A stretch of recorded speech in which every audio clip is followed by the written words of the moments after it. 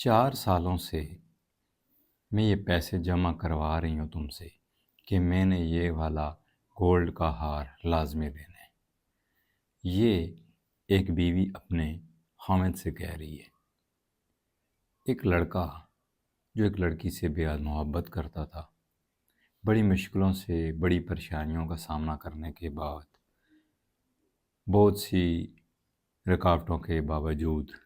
بڑی مشکل سے ان دونوں کی آپس میں شادی ہوئی۔ اب جو وہ لڑکا تھا، اس کے ماں باپ دونوں نہیں تھے۔ اس کو پالنے والا اس کا بڑا بھائی اور اس کی بھابھی تھی،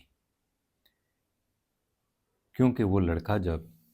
7-8 سال کا تھا تو اس کے امی ابو دونوں وفات پا گئے تھے۔ تو اس کی تعلیم مکمل کرانا، اس کی ضرورت زندگی کی ہر ایک چیز، ہر ایک خواہش پوری کرنا اس کے بڑے بھائی کے اوپر منحصر تھا۔ اس نے اپنی خواہشوں کا گلا گھونٹا، اپنی تمناؤں کو دور کیا، درگزر کیا اور اس کی خواہشات پوری کی۔ پڑھا لکھا کر ایک اعلیٰ افسر بنایا۔ جب وہ افسر بنا تو اسے اپنے ہی آفس میں ایک لڑکی سے محبت ہو جاتی ہے، اور وہ بڑی مشکلوں سے اس کے ساتھ شادی کر پاتا ہے۔ شادی کے بعد ان کی جتنی بھی جمع پونجی ہوتی ہے وہ شادی پہ خرچ ہو جاتی ہے۔ اس کا بڑا بھائی بھی بھرپور اخراجات کرتا ہے اور اس کی شادی اس کی پسند سے کراتا ہے۔ اب جیسا کہ میں نے ذکر کیا ہے کہ اس کے بڑے بھائی اور اس کی بھابھی کی اولاد نہیں تھی، تو وہ اسی میں اپنا بیٹا بھی دیکھتے تھے۔ اب وہ جب لڑکی شادی کر کے آتی ہے تو کچھ مہینوں بعد وہ کہتی ہے کہ ہمیں اپنا سیپریٹ رہنا چاہیے، یہاں پہ ہمیں پرائیویسی کا مسئلہ ہوتا ہے، تو تم ایسا کرو کہ بھائی سے کہو کہ تمہارا حصہ بھی رکھ لیں تو ہم کہیں الگ گھر لے لیتے ہیں۔ اب وہ بھائی سے بات کرتا ہے کہ بھائی جان، اب میری اپنی فیملی ہے، تو میرا دل نہیں مانتا کہ میں یہاں آ رہا ہوں، میری بیوی جو ہے اس کو یہ پسند نہیں ہے کہ ہم کمبائنڈ سسٹم میں رہیں، تو آپ ایسا کریں کہ میرا جو حصہ ہے جائیداد میں سے، مکان میں سے، وہ بھی رکھ لیں اور مجھے پیسے دے دیں تاکہ میں اپنا الگ سیپریٹ گھر بنا سکوں۔ تو بڑا دکھ ہوتا ہے اس کے بڑے بھائی کو، کیونکہ میں نے عرض کیا ہے کہ اس میں وہ اپنی اولاد کو دیکھتے ہیں، تو بہرحال اس کا رائٹ ہوتا ہے، تو بھائی اس کا حصہ جو بھی بنتا ہے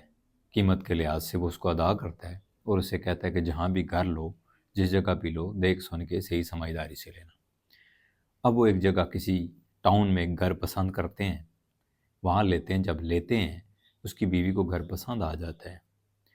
لیکن جب پیمنٹ کی بات ہوتی ہے تو ان کے پاس جو پیسے اس کے بڑے بھائی نے اسے دیے ہوتے ہیں اور جو کچھ اس کے پاس جمع کنجی تھوڑی بہت ہوتی ہے، ان کو بھی ملا کر وہ گھر لینے میں کمی ہو رہی ہوتی ہے، پیسے پورے نہیں ہو رہے ہوتے۔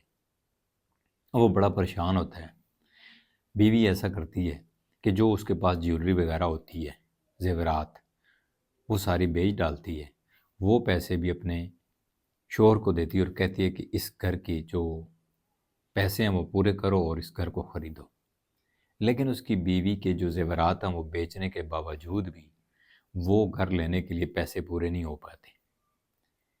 اب وہ پریشان ہو جاتے ہیں کہ بھئی ڈیلر کو جو رقم ہم نے دی ہے، اگر ہم گھر نہیں لیتے تو وہ رقم اٹک جائے گی، پھنس جائے گی، کیونکہ ڈیلروں سے رقم واپس لینا کوئی آسان کام نہیں ہوتا۔ اب یہ بات کسی نہ کسی طرح اس کے بڑے بھائی کو پتہ چلتی ہے، تو وہ جو اپنا گھر اس کے پاس ہوتا ہے، اس کے بڑے بھائی کے پاس، وہ باہر سیل کر دیتے ہیں، اور جو گھر اس کا چھوٹا بھائی، اس کی چھوٹی بھابھی لے رہے ہوتے ہیں، وہ پیسے بھی جو کم پڑ رہے ہوتے ہیں وہ ادا کر دیتے ہیں۔ اب یہ خبر اس کو چھوٹے بھائی کو ہوتی ہی نہیں ہے کہ یہ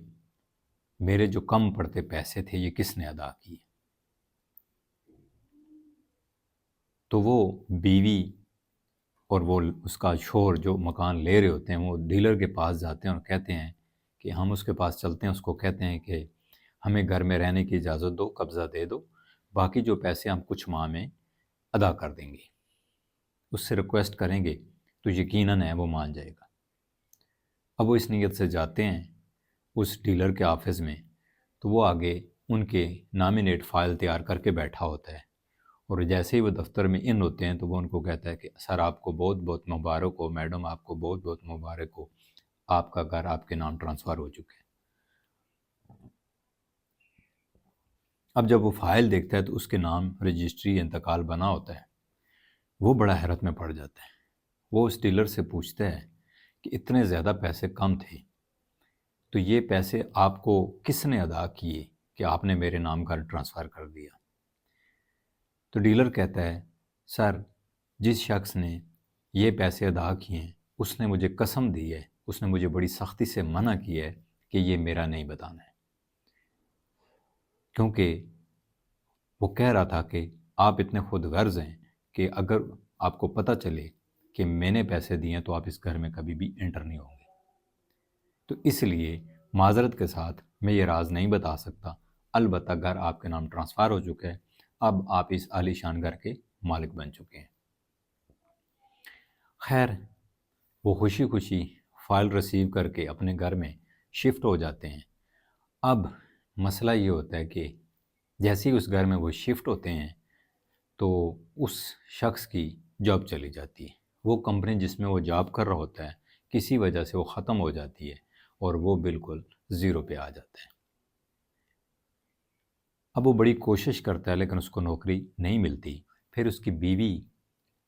جاب کی تلاش کرتی ہے، کسی نہ کسی طرح ایک جگہ چھوٹی سی سیلری والی جاب اس کو مل جاتی ہے جس سے وہ اپنے گھر کا بسر بسر کرتے ہیں، لیکن وہ والی عیاشی یا وہ والی بات نہیں ہوتی جو پہلے ہوتی ہے۔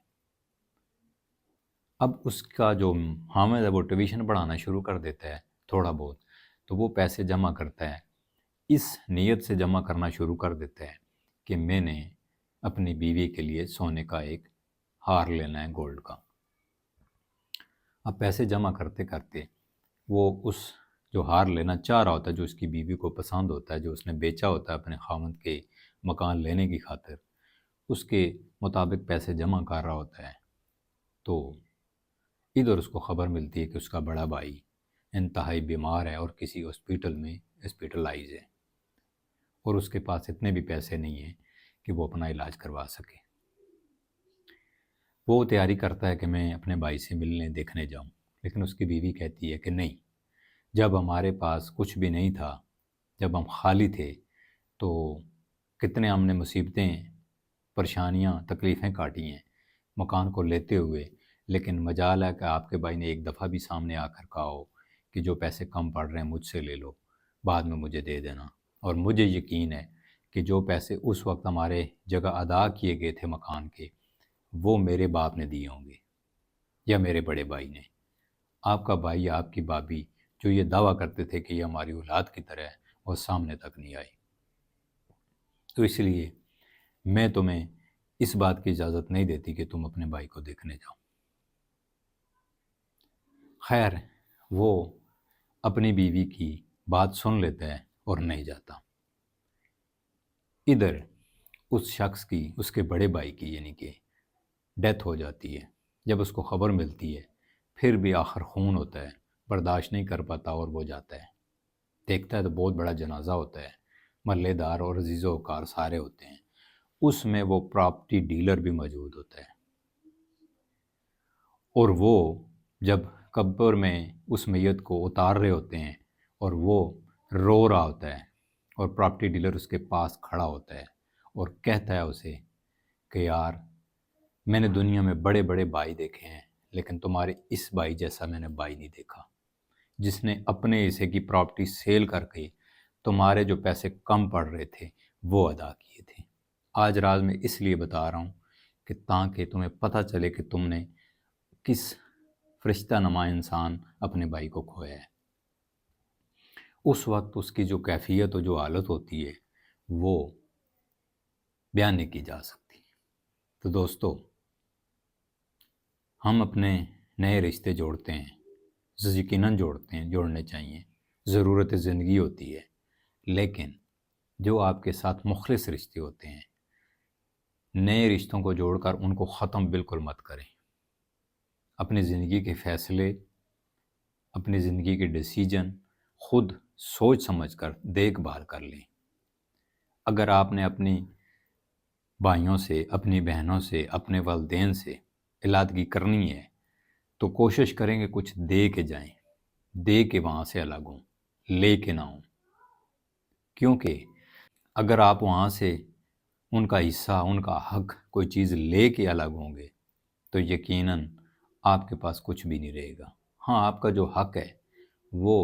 خوشی سے کوئی آپ حاصل کریں، لیکن آپ یہ ضرور دیکھیں اپنے ریلیشن میں کہ کون آپ کے ساتھ کس طرح کی زندگی گزار کے آیا ہے، کس نے آپ کی زندگی میں کہاں کہاں ہیلپ کی ہے، کہاں کہاں آپ کے ساتھ کھڑا رہا ہے، کن مشکلوں میں، کن تکلیفوں میں، کن دکھوں میں۔ ٹھیک ہے، ضروری نہیں ہے کہ جو آپ کا پارٹنر آپ کی لائف میں آ رہا ہے وہ جو کہہ رہا ہے وہ 100% صحیح ہو، اور ضروری یہ بھی نہیں ہوتا کہ جو پارٹنر آپ کی لائف میں آیا ہے جو کہہ رہا ہے وہ 100% غلط بھی ہو۔ بعض رشتوں میں جو آپ کی بیوی ہوتی ہے اس کی جو ڈیمانڈ ہوتی ہے، اس کی جو ریکوائرمنٹ ہوتی ہے وہ رائٹ ہوتی ہے، لیکن ہم اپنی انا، اپنی جذبات اور یہ سمجھ کر ہم اس کی بات نہیں سنتے کہ بھئی میں مرد ہوں، میں اس کے کہنے پہ یہ کام کیوں کروں، میری تو توہین ہو جائے گی۔ لیکن وقت گزرنے کے بعد، وہ لمحات چلے جانے کے بعد انسان کو احساس آتا ہے کہ یار تھی وہ میری بیوی جو بھی کہہ رہی تھی وہ ٹھیک کہہ رہی تھی۔ اور بعض اوقات ایسے سٹیج پہ آپ کو آپ کی زندگی کا ساتھی جو آپ کی بیوی ہوتی ہے آپ سے ایسا سٹیپ اٹھانے کو کہتی ہے کہ جو کہ غلط ہوتا ہے، آپ اٹھا تو لیتے ہیں لیکن بعد میں آپ کو ساری زندگی کچھ حاصل نہیں ہوتا۔ اس لیے کوئی بھی فیصلہ کریں، کسی بھی ریلیشن شپ میں جڑنے جائیں یا اس سے نکھرنے جائیں، ہٹنے جائیں، ختم کرنے جائیں تو سوچ سمجھ کر کریں۔ بعض اوقات رشتوں سے علادگی کرنی پڑتی ہے، مجبوری ہوتی ہے، لیکن فیصلہ سوچ سمجھ کے کریں جس میں آپ کا دل آپ کا ساتھ دے رہا ہو، جس میں کل کو آپ کو پچھتاوا نہ ہو، وہ فیصلہ کریں۔ جذبات سے، غصے سے اور خاص کر کے کسی کے کہنے پہ کوئی بھی فیصلہ مت کریں، کیونکہ جو فیصلہ آپ کسی کے کہنے پہ کریں گے وہ اس فیصلے کے ساتھ آپ کا دل نہیں ہوگا، اور جو فیصلہ آپ خود سوچ سمجھ کے اپنے ارادے سے، اپنے تجربے سے یا اپنے تجربے کار دوستوں سے مشورہ کر کے، سوچ سمجھ کے، سب سے بڑی بات اللہ تعالیٰ سے دعا کر کے، مدد لے کے فیصلہ کریں گے، وہ آپ کی زندگی میں بہترین کارآمد ثابت ہوگا۔ امید کرتا ہوں آپ کی سٹوری سے یہ سبق ملا ہوگا، اور یہ جو سٹوری میں نے سنائی ہے یہ زندہ مثال، آج بھی وہ دو میاں بیوی موجود ہیں اور آج ان کی بھی اولاد نہیں ہے، وہ بھی اکیلے اپنے اس بڑے بھائی کی طرح ہی بغیر اولاد کے زندگی جی رہے ہیں۔ اب وہ بالکل بڑھاپے کے سٹیج پہ ہیں۔